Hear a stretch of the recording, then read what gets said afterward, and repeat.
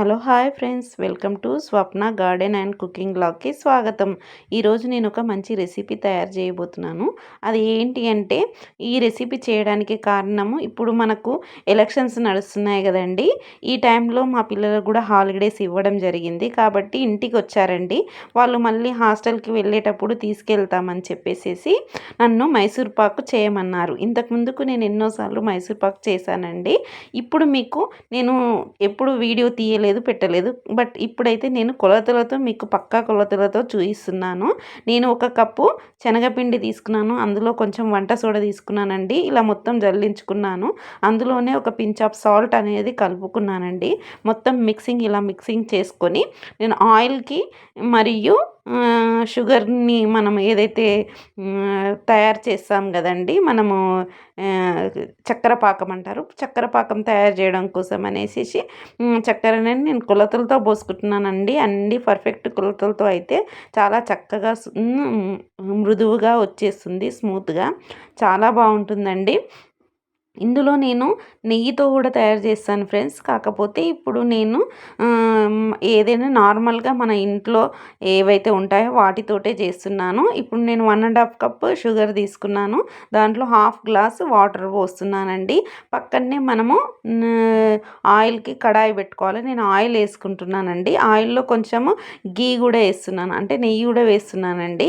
ఆయిలే కాకుండా ఆయిల్ నేను తీసుకున్నది ఏంటి అంటే, మన ఇప్పుడు ప్రెజర్డ్ ఆయిల్ ఉంటుంది కండి, గానుగ చెక్కలది. అది నేను ఎక్కువగా యూజ్ చేస్తుంటాను కాబట్టి గానుగ చెక్కల నూనె తీసుకుంటున్నానండి. అది కూడా నువ్వుల నూనె తీసుకుంటున్నాను. మీకు డౌట్ రావచ్చు, నువ్వుల నూనె స్మెల్ వస్తుందని. ఎటువంటి స్మెల్ రాదండి, చాలా బాగుంటుంది, పర్ఫెక్ట్గా ఉంటుంది.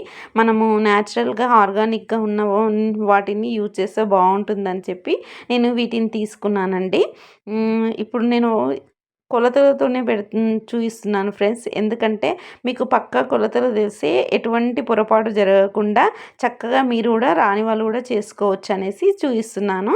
ఇక్కడ నేను షుగర్ని వేడి చేసుకుంటున్నాను. వేడి చేసుకుని అందులో ఇలాచి పౌడర్ అనేది చిన్నగా దంచేసేసుకొని 2-3 కచ్చా పక్కా దంచేసేసుకొని అందులో వేసేసుకున్నాను. పక్కనే నేను ఆయిల్ ఉడకంగా వేడి పెట్టుకున్నాను.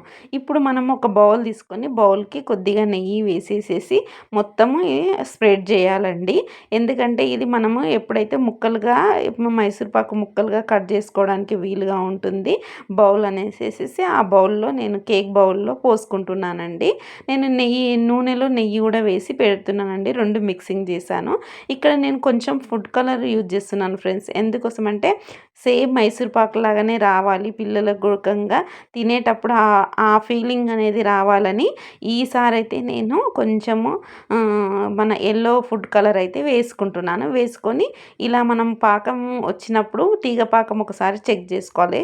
తీగ పాకం వచ్చిన తర్వాత మనం కొద్దిగా శనగపిండి అనేది వేసుకోవాలి. శనగపిండి వేసుకున్న తర్వాత మనం ఆయిల్ అనేది కలుపుకుంటూ పోసుకుంటూ చేయాలండి.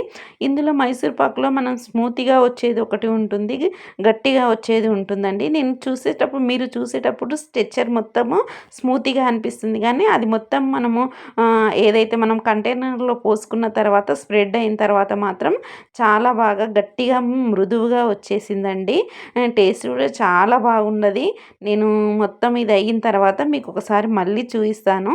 ఇప్పుడు ప్రజెంట్ అయితే ఇందులో నేను మొత్తం స్ప్రెడ్ చేసుకొని పెట్టుకుంటున్నాను. 5 minutes later. చూడండి ఫ్రెండ్స్, ఎంత చక్కగా వచ్చేసిందో. ఇప్పుడు మనం దీన్ని ఒకసారి టర్న్ చేసుకుందాము. చల్లారిపోయింది. నేను కొంచెం గోరువెచ్చగా ఉన్నప్పుడే ముక్కలుగా చేసుకున్నాను.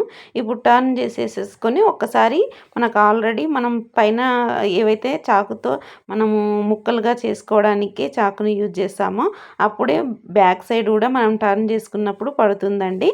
ఇలా ఇప్పుడు మనము నెమ్మదిగా వాటిపైన ఏవైతే ఫస్ట్ కట్ చేసుకున్న వాటిపైన మనం ఇలా చేస్తే స్మూత్గా వచ్చేస్తుంది.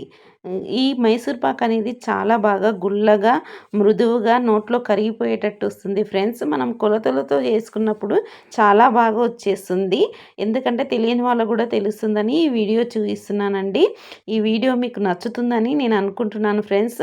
ప్రతి ఒక్కరూ నా ఛానల్ని చూస్తున్నారు కానీ లైక్ ఇవ్వడం అలాగే సబ్స్క్రైబ్ చేయడం మర్చిపోతున్నారు ఫ్రెండ్స్. తప్పకుండా నా ఛానల్ని సబ్స్క్రైబ్ చేసుకోండి, అలాగే లైక్ ఇవ్వండి, షేర్ చేయండి ఫ్రెండ్స్. షేర్ చేయడం ద్వారా 10 మందికి నా వీడియో అనేది వెళుతుంది. ఓకేనా ఫ్రెండ్స్?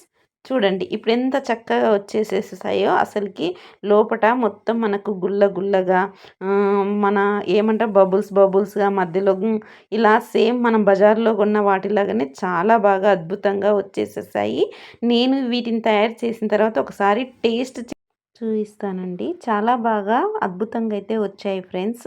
మీరు కూడా ఇలాంటి రెసిపీలని ట్రై చేసి నాకు కామెంట్ రూపంలో తెలపండి ఫ్రెండ్స్. ఓకేనా ఫ్రెండ్స్? Bye friends. చాలా బాగున్నాయి.